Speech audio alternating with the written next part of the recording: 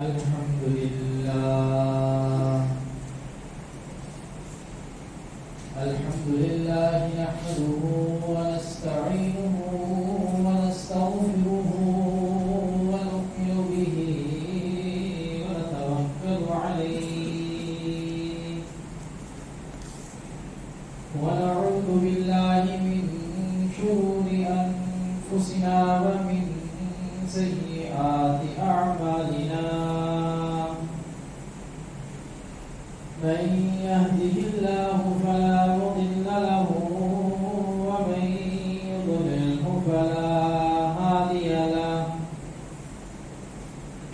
ونشهد أن لا إله إلا الله وحده لا شريك له ونشهد أن سيدنا وسندنا ومولانا محمدا عبده ورسوله صلى الله تبارك وتعالى عليه وعلى آله وأصحابه وبارك وسلم تسليما كثيرا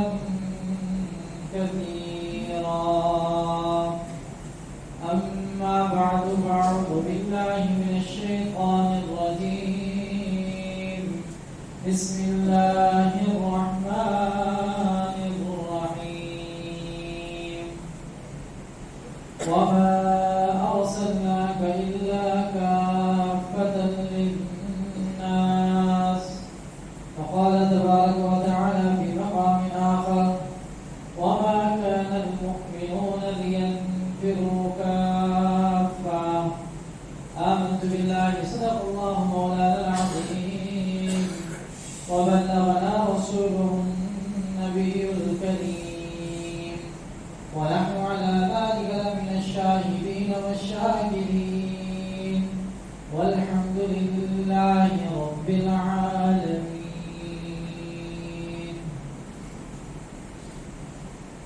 تمام تعریفیں رب کائنات کے لیے جس سے اس کا فن عالم کو وجود بخشا. درود و سلام جناب نبی کریم صلی اللہ علیہ وسلم پر جنہوں نے اس دنیا میں آ کر ہم کا بول بالا کیا. سامعین محترم، حضور اکرم صلی اللہ علیہ وسلم کے بہت سارے معجزات جن کا ذکر ہمیں قرآن و حدیث کی روشنی میں علماء حضرات بتاتے ہیں. یہ معجزہ بھی پیش آیا کہ چاند دو ٹکڑے ہو گیا، انگلی کا اشارہ کیا چاند دو ٹکڑے ہو گیا، یہ بھی ایک معجزہ ہے. اور اسی طریقے سے اور بہت سارے معجزات کہ ہاتھ جو ہے وہ پانی میں ڈالا تو بہت سارا پانی نکل آیا اور زیادہ ہو گیا. بہت سارے معجزات ذکر کرتے ہیں. ایک بہت بڑا معجزہ جناب نبی کریم صلی اللہ علیہ وسلم کا اور انتہائی شاندار وہ معجزہ آپ علیہ السلام کا آپ کی جماعت صحابہ اکرام رضوان اللہ تعالیٰ علیہ مجمعین کا.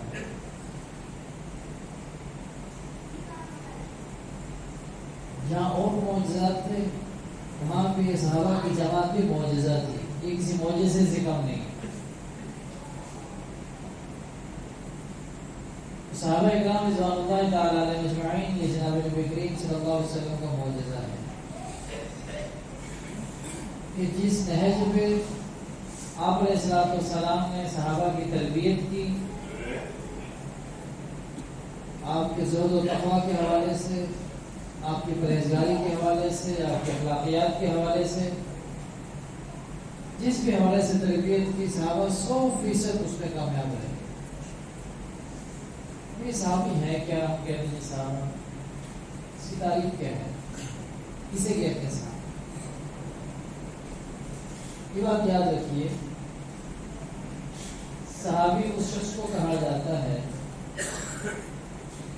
کہ جس نے ایمان کی حالت میں جناب نبی کریم صلی اللہ علیہ وسلم کو دیکھا ہو یا ملاقات ہوئی ہو، بس وہ صحابی ہے۔ یہاں تک لوگوں نے مختلف تعریفیں کی ہیں، اس کو بھی کہتے ہیں، اس کو بھی کہتے ہیں، لیکن ان ساروں کا مجموعہ اگر نکالا جائے، نچوڑ نکالا جائے، اس کا نچوڑ یہی نکلتا ہے کہ اس شخص کو صحابی کہا جائے گا کہ جس کی ایمان کی حالت میں جناب نبی کریم صلی اللہ علیہ وسلم سے ملاقات ہوئی ہو، آپ علیہ السلام کو دیکھا ہو۔ بعض لوگ اس میں اضافہ بھی کرتے ہیں کہ اسی حالت کے اندر اس کی موت بھی آئی ہو، تو یہ کوئی تاریخ کا حصہ نہیں ہے، یہ بات یاد رکھیے گا۔ کیونکہ ہم بچوں سے پوچھے نا صحابی کسے کہتے ہیں، تمہیں نہیں پتا ہوگا صحابی کو، بچوں کے لیے بھی سبق ہے۔ ہمارے الحمدللہ مسجد میں بچوں کی تعداد اچھی ہوتی ہے، اس پہ اللہ کا شکر ادا کرنا چاہیے، کیونکہ مستقبل میں یہی یہاں کے نمازی ہیں۔ اس کے ساتھ ساتھ اس ایک چیز کا ذرا دھیان رکھا کریں کہ ان کو ساتھ لایا کریں، ساتھ لے جایا کریں، کوشش کریں کہ وہ آپ کی نگرانی میں رہیں۔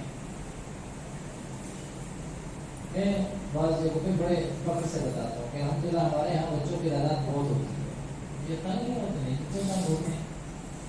انشاءاللہ مستقبل میں یہی یہاں کے نمازی ہوں گے، ابھی سے ان کی تربیت ہو رہی ہے، یہ بڑے ہوں گے اور باپے ہمارے جیسے ہو سکتے ہیں کہ چلے جانا ہے، سب خالی ہو جانی ہے، تو پیچھے یہی ہے جوان پھر جنہوں نے مسجدوں کو آباد کرنا ہے۔ یہ تاریخ بچوں کے لیے بھی ہے، وہ بھی سمجھیں۔ اب یہ جو تاریخ کا اگلا حصہ ہے کہ ایمان کی حالت میں وہ دنیا سے بھی رخصت ہوا ہو، یہ تاریخ کا حصہ نہیں ہے، یہ ہو ہی نہیں سکتا کہ جو شخص جناب نبی کریم صلی اللہ علیہ وسلم کے اوپر ایمان لے کر آئے اور وہ پھر پھیل جائے آپ کی زندگی کے اندر، آپ کو دیکھ کر، آپ سے ملاقات کے بعد، یہ تو نہیں ہو سکتا۔ کیونکہ علماء نے لکھا ہے کہ حضرت یوسف علیہ السلام کو جن عورتوں نے دیکھا، پوری سورۃ یوسف اللہ نے قرآن میں نازل فرمائی، اس میں یہ واقعہ ذکر ہے۔ حاشا للہ ما ھذا بشرا، یہ تو انسان ہو ہی نہیں سکتا، ایسا خوبصورت، ایسا جوان، یہ تو انسان نہیں ہو سکتا، یہ کوئی فرشتہ ہو سکتا ہے۔ اور ان کو دیکھنے والیوں نے انگلیاں اپنی کاٹ دی، پتہ نہیں چلا، بلکہ کاٹنے کے لیے انگلیاں کٹ گئی، پتہ نہیں چلا۔ حضرت یوسف علیہ السلام کے حسن میں علماء نے لکھا ہے کہ جناب نبی کریم صلی اللہ علیہ وسلم کا حسن ایسا تھا کہ لوگ پہلے ایمان لے کر آئے، پھر گردنیں کٹوا دی۔ تو ایسے ایمان لے کر آئے تھے کہ پہلے ایمان لائے، وہ حضرت یوسف علیہ السلام کو دیکھنے والی ایمان نہیں لائی، جن کے اوپر ایمان نہیں لائی، انگلیاں کٹوا دی۔ لیکن آپ علیہ السلام کو دیکھنے والوں نے پہلے ایمان لے کر آئے اور پھر اس کے بعد انہوں نے گردنیں بھی کٹوا دی، کو پرواہ نہیں ہوئی۔ اور صحابہ تو ایسے جان نثار تھے کہ ان کی خواہش، اگر انہیں پتہ چل جاتا کہ ان کی پوری زندگی کے بدلے میں آپ علیہ السلام کی ایک سانس بھی سکون سے گزر جائے گی، وہ بھی پوری زندگی کو قربان کر دیں گے، اسے کچھ ایک سانس کی راحت کے لیے۔ تو یہ کوئی تاریخ کا حصہ نہیں کہ آپ یہ کہیں کہ اس کے بعد پھر اس کی حالت میں اس کی دنیا سے رخصت بھی ہوا ہو، جو ہے غلط، یہ تو صحابہ کی تو نہیں ہے کہنا اس طریقے سے۔ تو اس لیے بات ذہن میں رکھیے کہ صحابی وہی ہے کہ جس نے ایمان کی حالت میں جناب نبی کریم صلی اللہ علیہ وسلم کو دیکھا ہو یا ملاقات ہو اس کی، کیونکہ کچھ صحابہ کے بارے میں آتا ہے کہ وہ صحابہ کے بارے میں نابینا تھے، اس لیے ملاقات ان سے ہوئی ہو تو صحابی ہے۔ یہ بات ذہن رکھیں، یہاں تک اس طریقے سے آگے کچھ بھی نہیں ہے۔ اگر یہ تعریف کرتے ہیں تو صحابی کی کبھی وہ کیسے اسلام سے پھر سکتا ہے؟ یہ نہیں ہو سکتا۔ صحابی ہو کہ اسلام سے چلا جائے، ممکن نہیں ہے۔ بہرحال اس کو صحابی بولتے ہیں. اور یہ صحابہ کی پوری جماعت جناب نبی کریم صلی اللہ علیہ وسلم کا معجزہ ہے کہ جس نے حج پر تیار ہوئی. اچھا آگے یہ دیکھیں کہ قرآن کے اوپر ہم ایمان لے کر آئے, آپ علیہ السلام کے اوپر ہم ایمان لے کر آئے, یہ ممکن کیسے ہو؟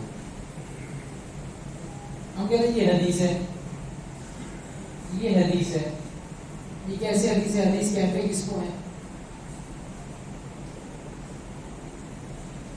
حدیث آپ علیہ السلام کے قول کو کہا جاتا ہے. ٹھیک ہے جی, آپ علیہ السلام کے قول کو حدیث کہا جاتا ہے, یا آپ علیہ السلام کے فعل کو حدیث کہا جاتا ہے. اگر وسیع کرا کے دیکھا جائے تو محدثین نے لکھا ہے کہ آپ علیہ السلام کی تقریر کو بھی حدیث کہا جاتا ہے, اور تقریر سے مراد وہ یہ لیتے ہیں کہ آپ علیہ السلام کے سامنے کوئی کام ہوا, آپ نے اس سے منع نہیں فرمایا. کوئی صحابی ہے, نے آپ کے سامنے کچھ کام کیا, آپ علیہ السلام کا قول بھی نہیں ہے, آپ کا فعل بھی نہیں, لیکن آپ نے ان کو دیکھا کرتے ہوئے اور ان سے منع نہیں فرمایا. ٹھیک ہے, آپ کا قول ہو گیا جو آپ نے بات کہی, یہ بھی حدیث ہے.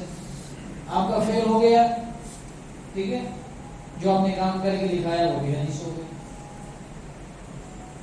اب اسی طریقے سے صحابہ کے فعل کو بھی حدیث کہا جا رہا ہے, جس کو محدثین اپنی زبان میں تقریر بولتے ہیں, کہ صحابہ نے تو وہ کام کیا لیکن آپ علیہ السلام نے منع نہیں فرمایا. اب یہ جو حدیث ہے جس کو ہم کہتے ہیں کہ فلاں حدیث فلاں حدیث فلاں حدیث کے اندر یہ ہے جی, فلاں حدیث کے اندر یہ ہے, یہ حدیث آئی کہاں سے؟ آپ علیہ السلام جب بات کر رہے تھے تو اس کو یاد کون کر رہا تھا؟ آپ علیہ السلام جو فعل کر رہے تھے, جو کام کر رہے تھے, اس کو دیکھ کے محفوظ کون کر رہا تھا؟ جو سارے کے سارے صحابہ تھے. اب اگر ہم درمیان میں سے تھوڑی دیر کے صحابہ کو نکال دیتے ہیں, نہ تو حدیث باقی رہی, ختم, حدیث تو باقی نہیں رہی, کیونکہ نہ میں نے سنا نہ آپ نے سنا, نہ میں نے دیکھا نہ آپ نے دیکھا. صحابہ کو بیچ میں سے نکال دیا تھوڑی دیر کے لیے, تب پورے کا پورا جو ذخیرہ احادیث کا مجموعہ ہے وہ سارے کا سارا ختم. 1 منٹ کے اندر وہ زیرو پہ آ گیا, قابل اعتماد رہا ہی نہیں. بیچ میں سے صحابہ نکل گئے, کچھ بھی بات نہیں تھا. سمجھ آئی کہ نہیں؟ کیونکہ میں نے نہیں سنا, آپ نے نہیں سنا, یہ تو پھر ایک تاریخی بات ہو جائے گی. تو حدیث کے اوپر بھی جو ہمارا اعتماد ہے وہ صحابہ کی وجہ سے. اگر صحابہ کو نکال دیا جائے تو حدیث کے اوپر اعتماد ختم ہو جائے. یہ بات یاد رکھیے کہ جناب نبی کریم صلی اللہ علیہ وسلم کی محبت صحابہ کی محبت کی وجہ سے. اگر صحابہ سے محبت نہیں تو آپ علیہ السلام سے محبت نہیں, اور اگر آپ علیہ السلام سے محبت نہیں تو اللہ سے محبت نہیں. ایک سلسلہ ہے. اور پھر یہاں تک کہ آپ علیہ السلام کو اپنے صحابہ کے اوپر اعتماد تھا, 100% اعتماد تھا کہ میری بات کو جس انداز میں کہی, جس لہجے میں کہی, جس موقع پہ کہی, ہر طرح سے ہر انداز سے اس کو محفوظ کریں گے, وہ آگے پہنچائیں گے. یہ وجہ کہ حجۃ الوداع کے موقع پر آپ علیہ السلام نے فرمایا کہ بلغوا عنی ولو آیہ, میں تمہیں سرٹیفکیٹ دے رہا ہوں, جو بات مجھ سے تمہیں پہنچی وہ آگے پہنچاؤ. کیونکہ اعتماد تھا کہ بات صحیح طریقے سے پہنچائے. میں اپنی بات کسی دوسرے بندے تک ایسے بندے کے ذریعے نہیں پہنچا سکتا جس کے اوپر مجھے اعتماد نہ ہو, کہ تو بیچ میں ڈنڈی مارے گا, کوئی اور بات کرے گا, میں کہوں نہیں یار یہ بندہ ٹھیک نہیں ہے, اسے میں بات نہیں کہتا. بہت قابل اعتماد ہوگا جس کے اوپر مجھے 100% اعتماد ہوگا کہ یہ بات اسی طریقے سے آپ کے بندے تک جا کے پہنچائے گا. میں اسے کہوں ہاں یار یہ بڑی بات آپ جا رہے ہیں وہاں پہ اسے پہنچا دیں. اور جب اگلا بندہ کہ نہیں ایسے نہیں، یہ بات تو اس نے ایسے نہیں کہی، میں کہوں گا میں نے اس کے اوپر اعتماد کیا ہے، آپ میرے بندے کو جھٹلا رہے ہیں، آپ کو شرم نہیں آتی؟ تو لال قلعہ ہو جاؤں گا، میرے اعتماد کے اوپر آپ نے شک کیا۔ اور میرا بھائی یہاں پہ تو اعتماد نبی نے کیا ہے، یہاں پہ تو اعتماد نبی نے کیا ہے، اور نبی کی بات تو وہی ہوا کرتی ہے۔ جب نبی کا اعتماد ہے تو اس کا مطلب ہے کہ اللہ نے نبی کو بتایا کہ قابل اعتماد لوگ ہیں، ان کے اوپر آپ اعتماد کریں اور ان کو حکم دیں کہ آپ کی ہر بات آگے پہنچائیں، وہی تو تب پہنچے ہم تک۔ تو جس کے اوپر نبی اعتماد کرے اور امتی کہے مجھے اس کے اوپر اعتماد نہیں، امتی ہو ہی نہیں سکتا، وہ کیسے امتی ہو؟ نبی نے اعتماد کیا، میں اعتماد نہ کرنے سے مطلب ہے مجھے نبی پہ اعتماد نہیں۔ سمجھ آئیے کہ نہیں؟ ہم اصل میں کہتے ہیں صحابہ نے یہ کہا، صحابہ کی روایت پڑھتے ہیں، سب کچھ پڑھتے ہیں، ہمیں پتہ نہیں ہوتا صحابی ہے کون۔ اور صحابی کا انتخاب تو اللہ کا انتخاب ہے۔ وَمَا كَانَ الْمُؤْمِنُونَ لِيَنْفِرُوا كَافَّةً، پوری آیت سورۃ فاتر کی۔ اللہ نے تو پابند کیا تھا کہ ایک جماعت ایسی ہو جو آپ علیہ الصلوۃ والسلام کے پاس ہو، ایسا نہ کہ سارے بھاگ جاؤ، جو تاکہ آپ علیہ الصلوۃ والسلام کا ایک ایک عمل قیامت تک کے لیے محفوظ ہو جائے کہ آپ نے کیا کیا، آپ کا ایک ایک قول قیامت تک محفوظ ہو جائے۔ اور یہ ڈیوٹی اللہ نے صحابہ کی لگائی تھی، تو گویا کہ اللہ نے بھی صحابہ کے اوپر اعتماد کیا۔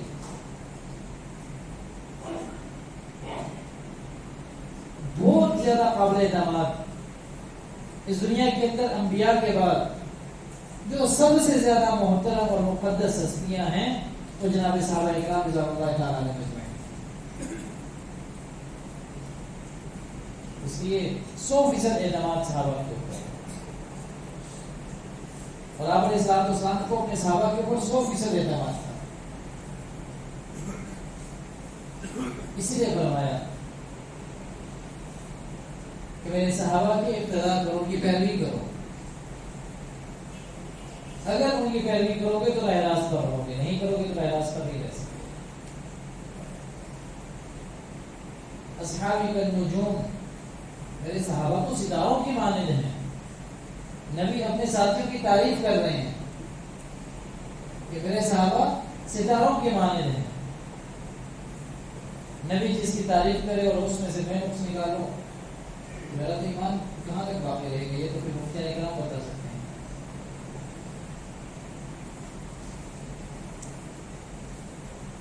بھائی صحابہ تو ستاروں کی مانتے ہیں، یہ وہ خدا دے تم نہیں دے تم، ان کی پیروی کرو گے تو سیدھے راستے پہ رہو گے، کامیاب ہوگے۔ اب یہاں پر بعض لوگ یہ بھی اعتراض کرتے ہیں کہ صحابی نے صحابہ سے تو لغزشیں بھی ہوئی، کوتاہیاں بھی ہوئی، خطائیں ہوئی، گناہ بھی ہوئے، یہاں تک کہ زنا بھی ہوئے، تو کیا مطلب پیروی کریں؟ تو میرا بھائی یہاں پہ عقل کا حضور ہے،